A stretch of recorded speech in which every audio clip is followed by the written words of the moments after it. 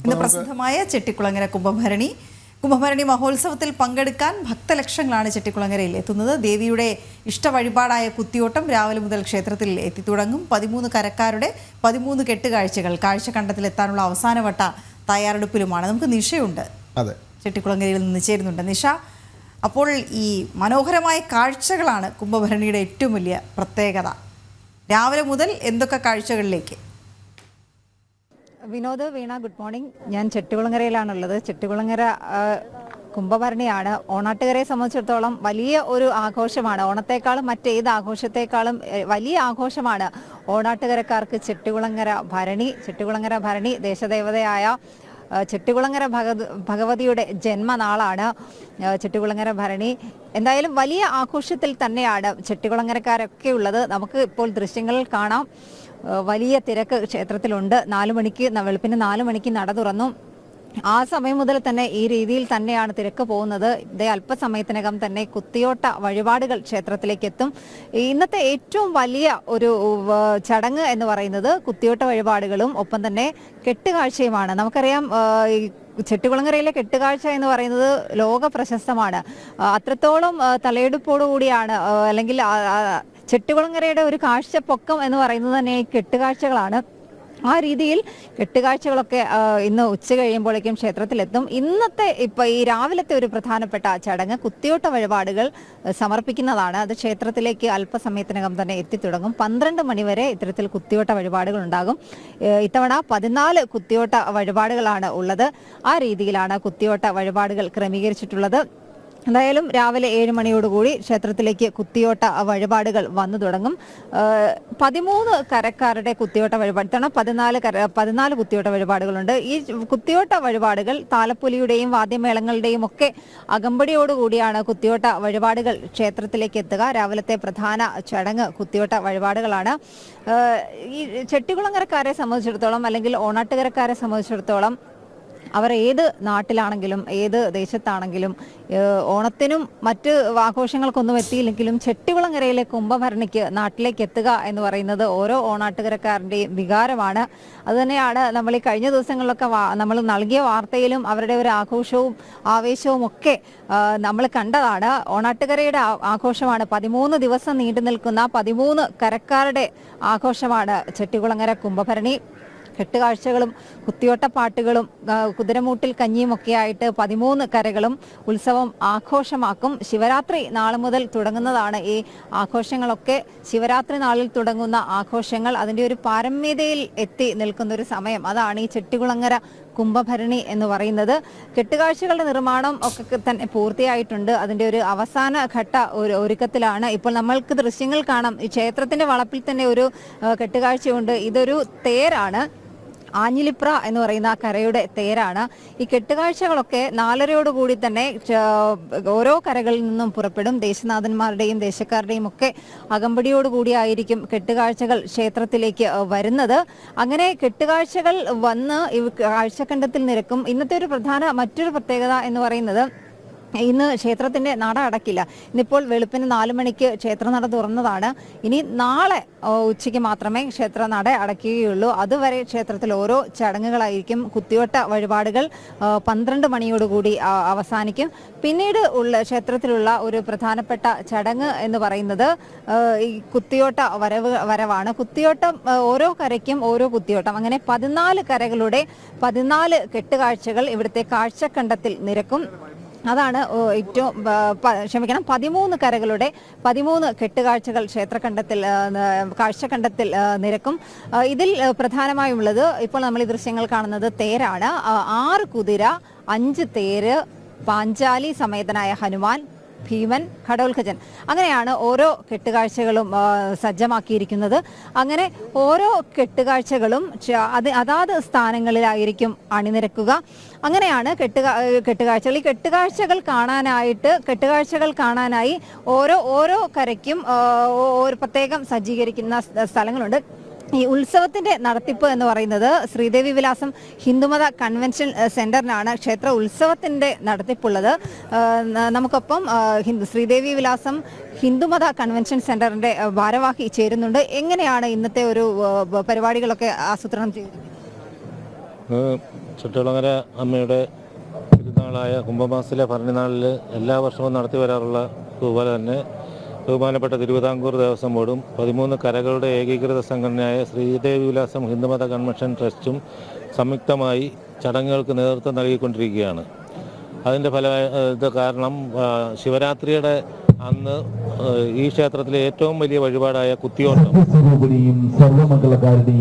ശിവരാത്രിയുടെ അന്ന് 14 വീടുകളിൽ വിളക്ക് വെച്ച് തുടങ്ങിയത് ഓരോ കുത്തിയോട്ടം അതിന്റെ ക്രമം അനുസരിച്ച് ക്ഷേത്രത്തിലോട്ട് കയറിക്കൊണ്ടിരിക്കുകയാണ്. ആ കുത്തിയോട്ടം ഏതാണ്ട് 12 മണിയോടുകൂടി 14 കുത്തിയോട്ടം കയറിയതിനു ശേഷം പിന്നീടുള്ളത് ആഘോഷത്തിന്റെ സമയമാണ്. 3 മണിയോടുകൂടി ഓരോ കരകളുടെ ആസ്ഥാനത്ത് നിന്നും കെട്ടുകാഴ്ച, അമ്മയുടെ മക്കൾ ഒരുക്കി തീർത്ത കെട്ടുകാഴ്ചകൾ ഈ ക്ഷേത്രത്തിലേക്ക് വരുന്നതായിരിക്കും. അത് കരകളുടെ ക്രമം അനുസരിച്ച് ഓരോ കെട്ടുകാഴ്ചകളും ക്ഷേത്രത്തിൽ പ്രവേശിച്ചു കഴിഞ്ഞാൽ ഏതാണ്ട് 8:30-9 മണിയോടുകൂടി എല്ലാ 13 കെട്ടുകാഴ്ചകളും ക്ഷേത്രത്തിനുള്ളിൽ കടന്നു കഴിഞ്ഞതിന് ശേഷം ബഹുമാനപ്പെട്ട ദീപാരാധന നടക്കുകയും അതിനുശേഷം ബഹുമാനപ്പെട്ട തിരുവിതാംകൂർ ദേവസ്വം ബോർഡ് നൽകുന്ന ഗ്രാൻഡ് വിതരണ സമ്മേളനമായിരിക്കും നടക്കുന്നത്. ആചാര്യ നിർദ്ദേശ അനുസരണം വീണ, ക്ഷേത്രത്തിലേക്ക് കുത്തിയോട്ട വഴിപാടുകൾ, ആദ്യത്തെ കുത്തിയോട്ട വഴിപാട് തെക്കേ നടവഴി പ്രവേശിക്കുന്നതിന്റെ ദൃശ്യങ്ങളാണ് നമ്മൾ കാണുന്നത്.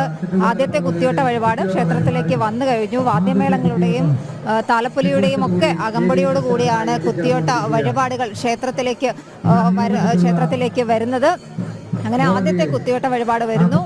ഇതുപോലെ ഇത്തവണ 14 കുത്തിയോട്ട വഴിപാടുകളാണ് ദേവിക്ക് സമർപ്പിക്കുക. ഈ ക്ഷേത്ര നട പ്രദക്ഷിണം ചെയ്ത് ഈ കുത്തിയോട്ട വഴിപാടുകൾ ക്ഷേത്രത്തിലേക്ക് എത്തും. അതിനുശേഷം കുത്തിയോട്ടം ദേവിക്ക് സമർപ്പിക്കും.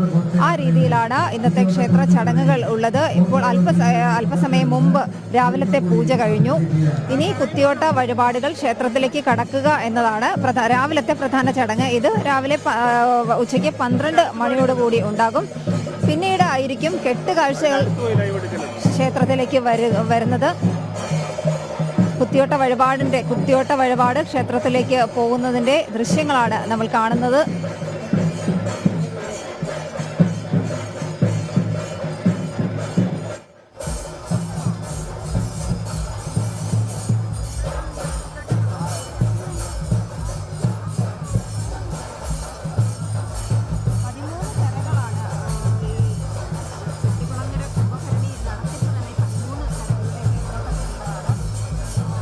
ചെട്ടികുളങ്ങര ഭഗവതി ക്ഷേത്രത്തിലെ കുത്തിയോട്ടത്തിൻ്റെ തത്സമയ ദൃശ്യങ്ങളാണ് നമ്മൾ കാണുന്നത്. കേരളത്തിലെ ആലപ്പുഴ ജില്ലയിലാണ് പ്രസിദ്ധമായ ഈ ക്ഷേത്രമുള്ളത്. ചെട്ടികുളങ്ങര ദേവീക്ഷേത്രത്തിലെ ഏറ്റവും പ്രസിദ്ധമായ ഉത്സവമാണ് ചെട്ടികുളങ്ങര കുംഭഭരണി.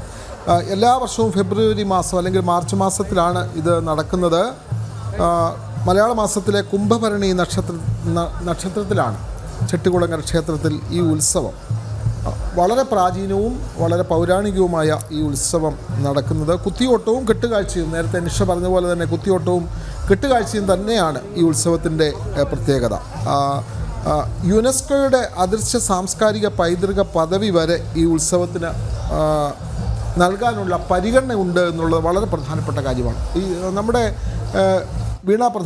നമ്മുടെ കേരളത്തിലെ പ്രധാനപ്പെട്ട ഉത്സവങ്ങളൊക്കെ തന്നെ ഇത്തരത്തിലുള്ള അന്തർദേശീയപരമായ ശ്രദ്ധ ആകർഷിച്ചതാണ്. നമുക്കറിയാം തൃശ്ശൂർ പൂരം അടക്കമുള്ള നമ്മുടെ പ്രധാനപ്പെട്ട ആഘോഷങ്ങൾ, ഇതൊക്കെ തന്നെ നമ്മുടെ പ്രധാനപ്പെട്ട അല്ലെങ്കിൽ യുനെസ്കോ പോലുള്ള പ്രധാനപ്പെട്ട അന്തർദേശീയ അംഗീകാരങ്ങളും അല്ലെങ്കിൽ അവരുടെയൊക്കെ ശ്രദ്ധ ആകർഷിച്ചതാണ്. ഈ ചെട്ടികുളങ്ങര കുംഭഭരണി ഉത്സവവും ഈ ഇത്ര മണിക്കൂറുകൾ നീണ്ടു നിൽക്കുന്ന ഉത്സവാഘോഷങ്ങളാണ് ഇതിലുള്ളത്. പക്ഷേ ഇതിൻ്റെ ഒരു പ്രത്യേകത ഈ കെട്ടുകാഴ്ചകളാണ് ഇവിടെ പ്രധാനം. അപ്പോൾ ഇവിടെ ആനപ്പുറത്തുള്ള എഴുന്നള്ളത്തിനല്ല പ്രാധാന്യം, കെട്ടുകാഴ്ചകൾക്കാണ് പ്രാധാന്യം. അങ്ങനെയല്ലേ നിഷ?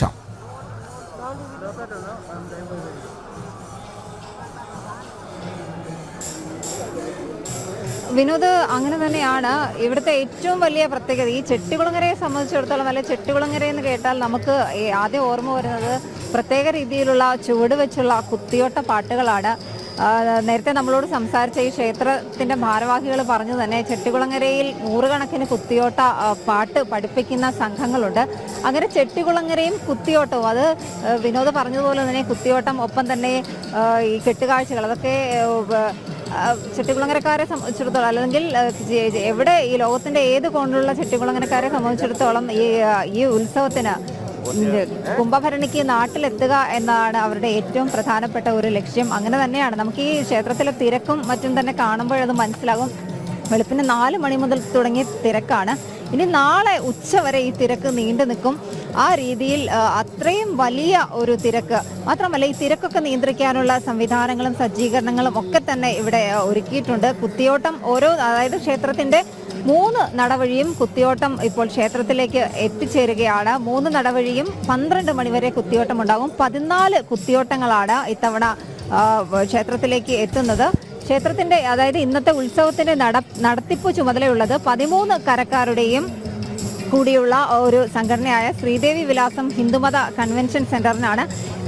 കൺവെൻഷൻ സെന്ററിന്റെ ഭാരവാഹികൾ നമുക്കൊപ്പം ചേരുന്നുണ്ട്. ഏത് രീതിയിലാണ് ഇന്ന് ഇപ്പോൾ ഈ ഉത്സവത്തിന്റെ ക്രമീകരണങ്ങളൊക്കെ നടത്തിയിരിക്കുന്നത്? മാത്രമല്ല, ചെട്ടികുളങ്ങര ക്ഷേത്രത്തെ സംബന്ധിച്ചിടത്തോളം ഏറ്റവും പ്രധാനപ്പെട്ട 2 വഴിപാടുകളാണ് കുത്തിയോട്ടവും ഒപ്പം തന്നെ കെട്ടുകാഴ്ചകളും. ഏത് രീതിയിലാണ് ഈ കുത്തിയോട്ടവും കെട്ടുകാഴ്ചകളും ഒക്കെ ക്ഷേത്രത്തിൽ വരാനുള്ള ഒരു ക്രമീകരണങ്ങളൊക്കെ ഒരുക്കി? കുത്തിയോട്ടം ഈ വർഷം 14 എണ്ണമാണ് നമുക്ക് ഇവിടെ ഉള്ളത്. പല സ്ഥലങ്ങളിൽ നിന്നാണ്, മാന്നാർ, കൃഷ്ണപുരം, അങ്ങനെ ദൂരസ്ഥലങ്ങളിൽ നിന്ന് തുടങ്ങി കരകളിലും അടക്കമുള്ള ഒരു 14 കുത്തിയോട്ടങ്ങളാണ് ഈ വർഷം വരുന്നത്. ഈ കുത്തിയോട്ടത്തിന്റെ തിരക്കുകൾ നിയന്ത്രിക്കാൻ വേണ്ടിയിട്ട് നമ്മുടെ 200-ലധികം സന്നദ്ധ പ്രവർത്തകർ ഇന്നിവിടെയുണ്ട്. അതോടൊപ്പം നമ്മുടെ പോലീസിൻ്റെയും ഒരു വിപുലമായ ഒരു ശൃംഖല തന്നെ ഇവിടെയുണ്ട്. എല്ലാ ഭവനങ്ങളിൽ നിന്നും രാവിലെ തന്നെ പുറപ്പെട്ട് ഒരു 12 മണിക്ക് മുമ്പ്, ഉച്ചപൂജയ്ക്ക് മുമ്പ് മുഴുവൻ കുത്തിയോട്ടങ്ങളും എത്തിച്ചേരും. അതിനുശേഷമാണ് ഉച്ച കഴിഞ്ഞിട്ടാണ് കെട്ടുകാഴ്ചകളുടെ വരവ്. അത് കരകളുടെ ക്രമത്തിനനുസരിച്ചിട്ടാണ് നമ്മുടെ ഈ കെട്ടുകാഴ്ചകളിലൂടെ എത്തുന്നത്. അമ്മയുടെ മുന്നിൽ കരക്കാരുടെ ഒരു തിരുമുൽ കാഴ്ചയായിട്ടാണ് സമർപ്പിക്കുന്നത്. മുഴുവൻ നാട്ടുകാരുടെയും കരക്കാരുടെയും ഒരു സമർപ്പണത്തിൻ്റെ ഭാവമാണ് ഈ നമുക്ക് ഈ കെട്ടുകാഴ്ചയിലൂടെ കാണുന്നത്. ഒരു ഒത്തൊരുമയുടെ ഒരു ഭാഗമാണ് ഈ കെട്ടുകാഴ്ചകൾ. ഓണാട്ടുകരക്കാരുടെ ഒരു ഹൃദയത്തിലേറ്റുന്ന ഒരു ഉത്സവമാണ് ഈ തീർച്ചയായിട്ടും കുംഭഭരണി. എല്ലാവരും ഈ കാര്യങ്ങളിൽ വളരെ സഹകരണമാണുള്ളത്. ഒരു ഒറ്റ മനസ്സായിട്ട് ജാതി മത ഭേദമന്യേ എല്ലാവരും ഒരേപോലെ തന്നെ ഈ ഭരണിയിൽ സഹകരിക്കാറുണ്ട്. അതിൻ്റെ ഒരു ഫലമാണ് നമ്മൾ കാണുന്നത് ഈ തിരക്കുകളെല്ലാം.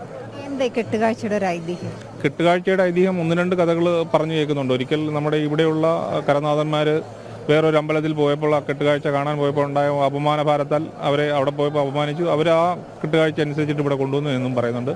അതേപോലെ തന്നെ കൊല്ലം ജില്ലയിൽ അടുത്ത് പോയി അവിടെ കണ്ട കെട്ടുകാഴ്ചയുടെ ഒരു രൂപം ഇവിടെ കൊണ്ടുവന്നു എന്നും പറയപ്പെടുന്നുണ്ട്. അങ്ങനെ ഒരു കൃത്യമായ ഒരു ഐതിഹ്യം അതിന് പറയാനില്ല. ശിവരാത്രി നാൾ മുതലാണ് കെട്ടുകാഴ്ചകളുടെ നിർമ്മാണം ആരംഭിക്കുന്നത്. ഒപ്പം തന്നെ കുത്തിയോട്ടം ഓരോ വീടുകളിലും, കരക്കാരുടെ വീടുകളിൽ കുത്തിയോട്ട വഴിപാട് തുടങ്ങുന്നതും ശിവരാത്രി നാൾ മുതലാണ്. എന്താണ് ഈ ശിവരാത്രി നാൾ തന്നെ ഇത് ആരംഭിക്കാൻ കാരണം? അതിന് പ്രത്യേകിച്ച് എന്തെങ്കിലും കാരണമുണ്ടോ?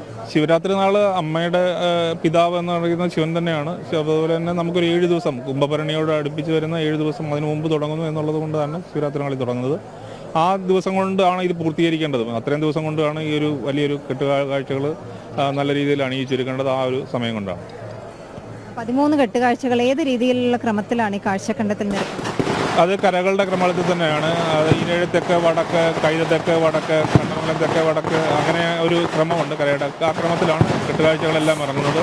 അതിൻ്റെ ഒരു സമയം ആദ്യത്തെ കരകൾ വന്നു കഴിഞ്ഞാൽ മാത്രമാണ്, ഒന്നാമത്തെ കരകളുടെ കെട്ടുകാഴ്ച ഇറങ്ങിയാൽ മാത്രമേ രണ്ടാമത്തെ കരയുടെ ഇറങ്ങാൻ പാടുള്ളൂ. അങ്ങനെ ഒരു ക്രമത്തിൽ അങ്ങനെ 13 പേരും അങ്ങനെ ആ ഒരു ക്രമത്തിൽ മാത്രമേ ഇറങ്ങാൻ പാടുള്ളൂ. പുലർച്ചെ വരെ നീണ്ടു നിൽക്കുന്ന ചടങ്ങുകളാണ്. പുലർച്ചെ വരെയല്ല, ഏകദേശം ഒരു 10 മണിയോടുകൂടി എല്ലാ കെട്ടുകാഴ്ചകളും കാഴ്ചക്കണ്ടത്തിൽ നിരക്കുമെന്നാണ് നമ്മൾ പ്രതീക്ഷിക്കുന്നത്. അതിനുശേഷം നമ്മുടെ ഗ്രാൻഡ് വിതരണം ഉണ്ടാകും, സമ്മേളനം ഉണ്ടാകും.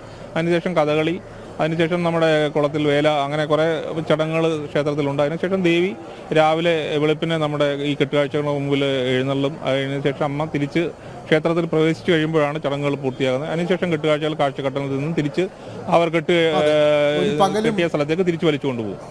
തീർച്ചയായും ഒരു പകലും രാത്രിയും നീണ്ടു നിൽക്കുന്ന മഹാ ഉത്സവം തന്നെയാണ് ചെട്ടികുളങ്ങര കുത്തിയോട്ടവും. അതുപോലെ അതായത് പുലർച്ചെ അവിടെ എത്തിക്കഴിഞ്ഞാൽ രാത്രി പിന്നീട് വൈകി പുലരുവോളം അവിടെ നിന്ന് കാണാൻ കാഴ്ചകൾ ഉണ്ടാകും എന്നുള്ളതാണ്. അനുഷ്ഠാനങ്ങൾ ഉണ്ടാകും, ആചാരങ്ങൾ ഉണ്ടാകും, നിൽക്കാൻ കഴിയും. അതെ, ഈ കെട്ടുകാഴ്ചകൾ കുതിരയുണ്ട്, ഭീമനുണ്ട്, അതേപോലെ തന്നെ ഹനുമാനുണ്ട്, പാഞ്ചാലിയുണ്ട്. ഇവരുടെയൊക്കെ കെട്ടുകാഴ്ചകൾ വലിയ കെട്ടുകാഴ്ചകളാണ്. അത് ആ കാഴ്ചക്കണ്ടത്തിലേക്ക് എത്തിക്കുന്നു. പിന്നീട് പുലർച്ചയോടുകൂടി ഭഗവതി ഈ കെട്ടുകാഴ്ചകൾ കാണാനായി അങ്ങോട്ടേക്ക് എഴുന്നള്ളും. ഭഗവതി അങ്ങോട്ടേക്ക് വന്നു കഴിഞ്ഞ് ഈ കാഴ്ചകളെല്ലാം കണ്ട് ഭഗവതി മടങ്ങി പോകുന്നത് വരെ നീണ്ടു നിൽക്കുകയാണ്. രാവും പകലും നീണ്ടു നിൽക്കുന്ന വലിയ ആയിരക്കണക്കിന് ആളുകൾ പങ്കെടുക്കുന്ന ചെട്ടികുളങ്ങര വളരെ പ്രസിദ്ധമായ കുംഭഭരണി. ഈ സമീപ പ്രദേശങ്ങളിലുള്ളവരെല്ലാം അവിടെ എത്തിച്ചേരും എന്നുള്ളത് കൂടാതെ ഈ കുംഭഭരണി എന്ന് പറയുന്ന ഈ ദിവസം തന്നെ ദേവി പൂജയ്ക്ക് വളരെ പ്രധാനപ്പെട്ട ഒന്നായ ഭദ്രകാളി പൂജയ്ക്ക് പ്രത്യേകിച്ചും പ്രധാനപ്പെട്ട ദിവസമായതുകൊണ്ട് തന്നെ കേരളത്തിലെമ്പാടുമുള്ള ആളുകൾ ഈ ദിവസം വ്രതാനുഷ്ഠാനങ്ങളോടെയൊക്കെ ആചരിക്കുന്ന ഒരു ദിവസം കൂടിയാണ്.